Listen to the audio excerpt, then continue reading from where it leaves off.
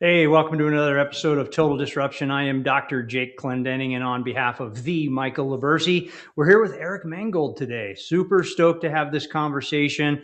To Eric, to say that you are a financial advisor does not feel like that carries nearly enough levity in that introduction. So I guess tell us, good morning for one, Good morning. and tell us a little bit about. Tell us who you are, man. Tell the audience what you're about. Yeah, Eric Mangold founded Argus Seaworth Management in 2022. Been an advisor for over 15 years. But yeah, I mean, I like, 80% I think of investors say financial advisors all say the same stuff. So it's like, all right, well, Mhm. and they make the same promises. I like to say I'm a little bit different, as they probably all say too. I just want to get to the human level thing on things. I don't want to treat people ever as a dollar sign, and I don't, and I think that's going to be one of the differentiating factors because even this year had a couple situations with clients that retired this year, and they were a little freaked out about it. They weren't freaked out about it in terms of how they were going to transition into turning all their savings into income. Like we worked on that. That was signed, sealed, and delivered, right? But the freak out part was I'm not at a job that I was at for 30 years anymore, that I was where everybody felt thought so important. Now I'm not there anymore. And I'm like, how do I do that? And I had another woman that was at a company for 38 years, and she got laid off pretty cruelly, actually, in September. And she was rightfully, like, just her identity was her job, and it changed into that. And so we had a lot of conversations over the past 2 months. And she's like, I really just felt like you are my wingman. She's like, when I got laid off, I made two phone calls. I made a phone call to my sister, and then I called you. And I didn't like the fact that her scenario was what it was, but I liked the fact that she Sure. relied on me to say, hey, listen, we need to talk. I need my wingman here, my financial wingman. Yeah, and that really speaks relationship to me. Yeah. If somebody's going to say the first call, and there were, let's look at that from the end of 2025, end of fiscal year for most businesses, there were an obscene amount of layoffs, just an obscene amount of layoffs that happened, and I saw that largely in public trading companies. That a board of directors said, "Hey, we got to make more money, and in order to do that, we've got to cut from the bottom," which is so dangerous. I mean, from a business perspective, that is scarcity thinking at its finest. And that's a lot of things that we talk about, but that's completely different bunny hole that we could Yeah. run down. But yeah, I mean, But that it Jake, you speaks make of a good point. relationships. Yeah, and you make a good point. Yeah, I had another client that 3 weeks ago, she came back from maternity leave, from her 3 month maternity leave, and they laid her off. And again, it was she called her husband, and then she called her mom, and then she called me. I was the third phone call, right? I mean, yeah, but you're absolutely right. It can't be just about the dollars.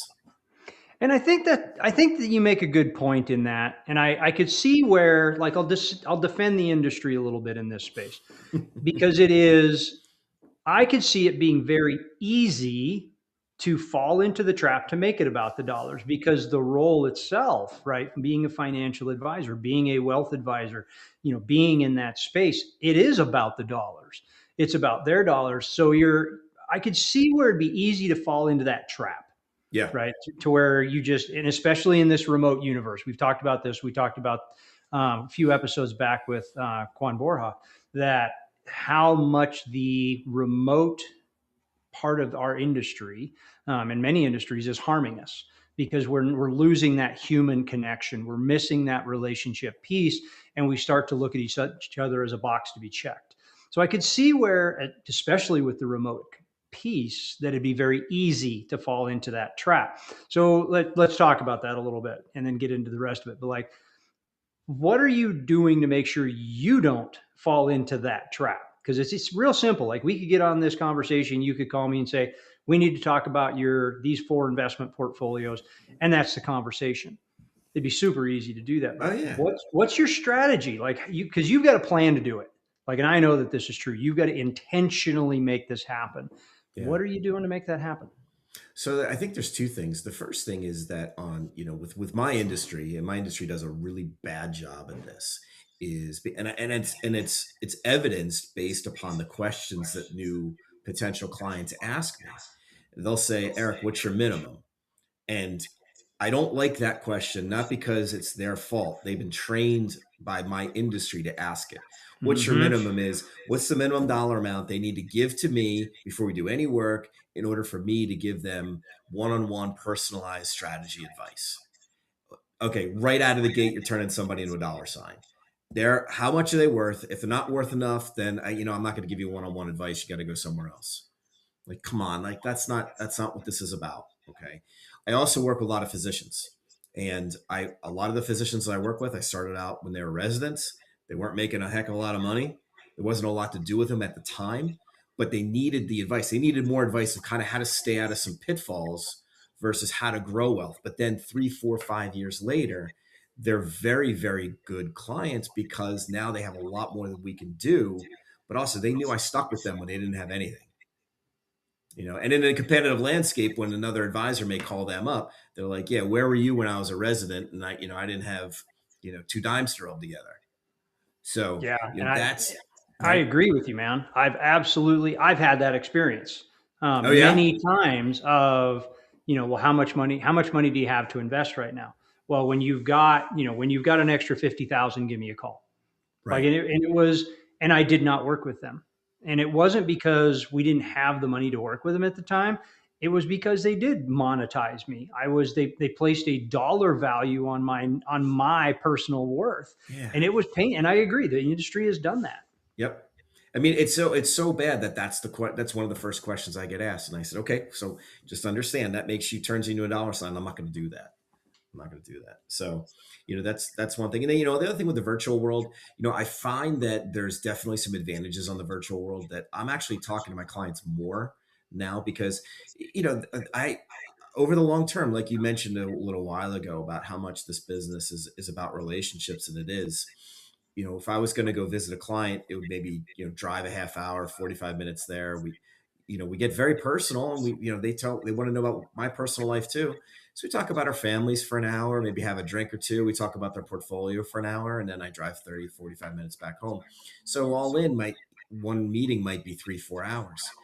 But now I can do those meetings where I still get the personal side, but especially for those clients that are busy, especially my physician clients, my clients on Wall Street that are massively busy, we're doing a lot more touch points. Instead of like a 2 hour meeting, we'll go 20, 30 minutes touch point, 20, 30 minutes, 3, 4 times a year. Right. And then we'll do the big meeting where we still grab the bottle of wine and a couple of cocktails and have some fun. Right. But the touch points there are more touch points there because it's more convenient for them too. Right. People that have families, they have kids, a lot of stuff going on, right? It's tough to get everybody together where they can focus on what we have to talk about. With those touch points, maybe we grab it during a lunch period or a lunchtime, 20, 30-minute break here and there.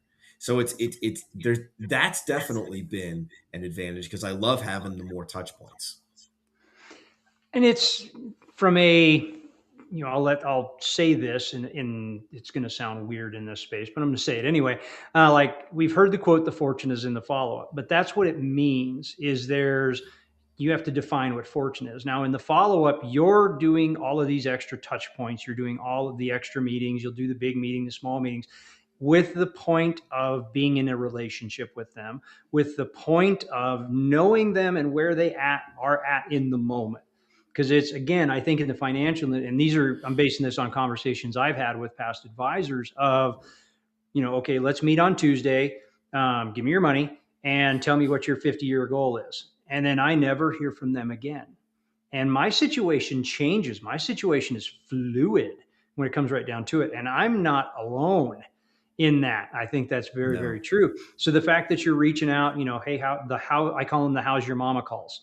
And it's you're reaching out I and like it. saying, "Hey man, Eric, how you doing today? What's going on? I saw this mountain of layoffs in the fourth quarter. I just wanted to check on you and make Yep. sure everything's cool over there." Cause you've got to know, you know, it's so challenging. I'm going to ask you this question, like, what seems to be the cutoff point for when you're having these bigger conversations, right?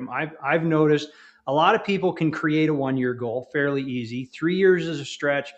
5 years starts to get almost impossible. But you ask somebody what my 10, 15, 20, 25 year goal is, and it's crickets. Like they don't Yeah. know at that point of other if than if they're in a very conventional existence that, I work at a job X amount of years, I retire from the job, if they're in a very, very conventional space. What are you seeing? I mean, are people able in your world, are you able to get them to understand their goal? How frequently are they changing them? Like, walk me down that street. So there's a couple parts of it in that. What I tell people is that I want to know their goals. In conjunction with that, what we're going to do is we're going to build as much wealth as we possibly can. We're going to protect that wealth as best we can from risk and taxes. Okay. Because that pot is going to hopefully be able to give them the ability to accomplish those goals, those dreams, that bucket list, right? But because I think sometimes, like you say, if you save for an individual goal, that has some merits, but you can't be laser focused on one goal. You got to be focused on growing that overall wealth pot as big as you can. Because, like you said, sometimes those goals are going to change. So as those goals change, they might be going different directions, left and right, or changing altogether. But that pot is hopefully growing. That overall wealth pot is continuing to grow, continuing to be protected, and also trying to make sure we're not paying more taxes that we have there.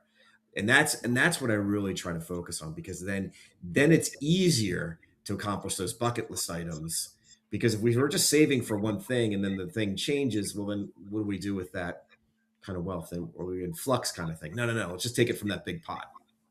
Yep. And that, so like, I've got a friend of mine that wrote a book years ago, The Abundance Effect, and he talked about the difference between being rich and being wealthy, which I'd never Mm, heard it described this way before. I kind of lay it out and get your opinion on this a little bit.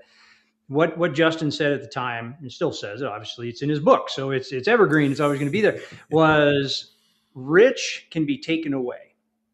I've been rich, and I can speak to this. I've been rich multiple times, and then it was taken away. But I had not attained wealthy, because wealthy is something that is going to be there. yeah. And that really resonated with me when he said that. So when I kind of lay that out for you, because you've used that, we want to grow as much wealth as possible. And I get everybody's situation is different between what rich and wealth is going to look like.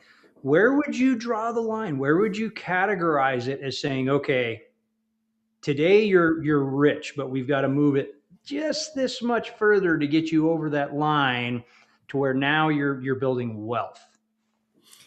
I want to say 10 or 12 years ago, there used to be this commercial out in TV that was where people would be walking around on the street and they had this number floating over their head. It was, "What's your number?" Mm-hmm.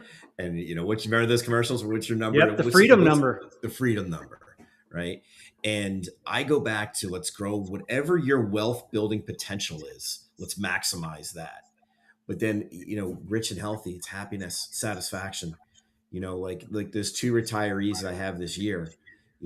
I want to know what they're doing, because the people that I talk to before they retire, I'm like, all right, listen, it's now 3 months into your retirement. The honeymoon of retirement's over. It's Tuesday at 11:30. What are you doing?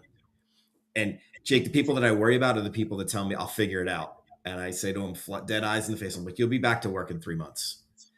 And the people that have that, um, pickleball, golf, I've got this club, antiques, going to shows, traveling, see the grandkids. It's the people that are checking things off that bucket list that they always talked about checking off. Now they're able to execute on that plan. That's what I want to see my clients doing, is checking off things in the bucket list. That's what I believe is where wealth really comes in, because now they have this wealth, and now they're also not afraid to use it. Because we have this saying in the industry, you don't want to live a just in case retirement. What a just in case retirement is you have this big bucket of wealth and you don't use it because you're afraid of using it, because just in case. I need it just in case. Well, just in case of what? Because then you're 95 and you never use it and it just goes to your kids anyway, right? So it's really that synergy between what your money's doing for you and your overall happiness. And I think that speaks a little bit to, I'll say, age demographics. If you're coming out of folks that were, again, very conventional thinking. There was a time to where, 18 years old, you got out of high school, maybe you went to college or you went and you joined the armed services, but by 22, by God, you better have it figured out, and you're going to plug in and you're going to work for the next 35, 45 years to where you get your pension. And so much of that then was, that scarcity thinking of, I have just enough money to survive. Like, I don't Yeah. have to go to work, but now I'm just hanging out at my house and I can make it to the grocery store and I'm living on this fixed income, air quotes, kind of thing. It's a mentality that was created out of a generation, and it keeps flowing forward. Like, what are you seeing now? I mean, from a newer generation of people, let's go this way. Like, what age are you seeing people come to you now and saying, all right, I got a plan. This is where I want to get to. It's definitely earlier, and it's definitely earlier, but there's a lot of suspicion, for the people that tell me that I'm never going to get there. I'm never going to have enough money. I'm never going to have enough saved. I'm never going to do this. The market's rigged against me.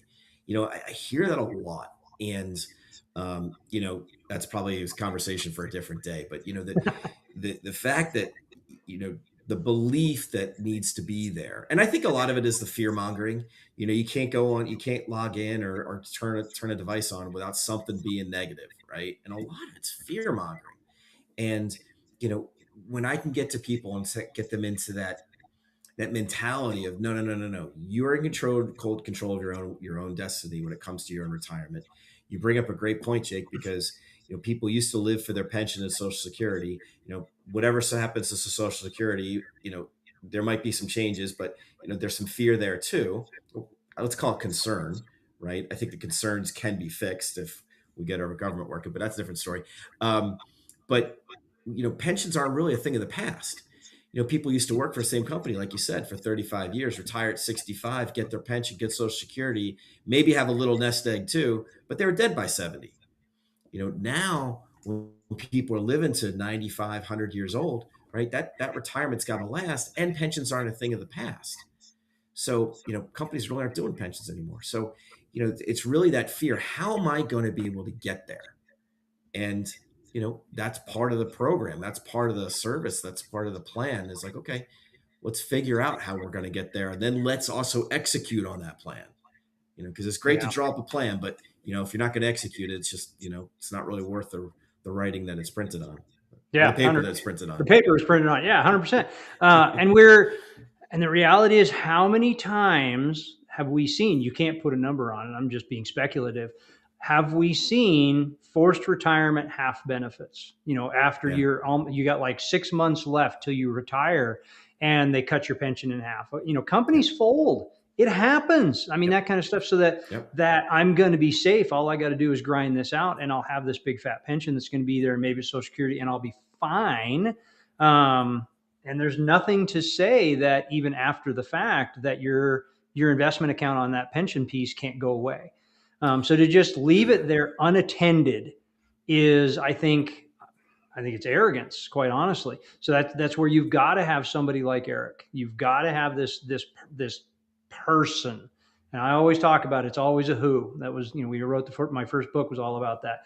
Jim Rohn talks about that. You're a product of the 5 people you spend the most time around. How critical this person is in your wealth arsenal, in your personal health arsenal, to get you where you want to go. And that's why it's critical. You got to have somebody like Eric doing this. So in this last few minutes, let's talk about where, let's use me. Okay. I'll just pick on me for a minute. Let's assume that I have done nothing. I haven't, but let's assume I've done nothing. And I'm 52 years old. I'm gonna want to retire, and I am gonna need to have an income. Pay off my house. I'm gonna think very conventionally here for a second. I'm gonna have my house paid off. I'm gonna have my vehicles paid off. I'm in good health. But I'm gonna want to do some things. I'm gonna want to travel a little bit. I'm gonna need $100,000 in income a year. I use that number because for some reason there's a billboard somewhere that says $100,000. I hear a lot of people talk about it. What do I have to start doing today? Like, I need to make the phone call to Eric, but like, really in the next 15 years, what's my process? How am I going to get to $100,000 a year in retirement? So what I do in that situation is we talk, and it's great because we're paisan. I'm 52 as well, but I would have put together a retirement plan projection.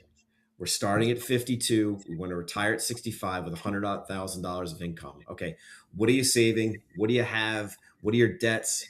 What are your expenses?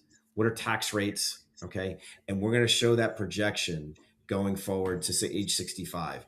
And then I'm going to show you what that can look like if what you're doing today. Now, if you're doing nothing, obviously we got to start doing some things, right? But the projections are based upon arithmetic, and I also use a very conservative rate of return. Okay, so I'm not making the lighting the world on fire with the rates of return because that makes the projections come out really easy. But I show a conservative projection, and when I show you that, it's the unveiling. Are you happy with how this looks? No or yes or maybe. If it's yes, then we keep doing what we're doing. Maybe augment some things here and there. If it's no, here are the 3 or 4 or 5 action items that we need to take to make this number a reality, to make that 100,000 a reality. And then it's about executing. Okay. The touch points, got to have the touch points. How are you coming along with these things? Have they been executed upon? And so, because the retirement projections, Jake, it's arithmetic. It's arithmetic. Okay. So if they look great, it's not because I'm, tipping the scale in one way or the other. It's the math. It's the math and arithmetic showing what we want it to, showing you what you want to see. And if not, all right, here's some things we can do to make it happen. Yeah. And here's the deal, guys, and I want everybody to hear this. If you're going to hear anything about it, is it's just a conversation. It's not a judgment piece. Like Eric Never. said, this is math, right? This is just the math of here's where I want to go, here's where I want to go. So many individuals, so many families, so many people have this. I don't want to talk to somebody else about my finances because it's embarrassing. Maybe I screwed a bunch of things up. You know what? It's okay. Give yourself permission. You need help. You need that Eric Mangold in your pocket. You need that confidant. You need that friend. You need that person that is the second phone call you make to go, hey, I'm just checking in on where, I saw this happen or this happened to me, that you can continue marching down the road to where you're going to be able to live, not just exist. So Yeah. critically important, but give yourself permission. And I've been here. Like I didn't start talking about my money and my finances until I was in my 40s. I was in my 40s before I was willing to have a conversation with somebody. And guess what happened? It changed. It changed dramatically when I started talking about it and I started being proactive about it and I started paying attention and I started paying attention to my net worth.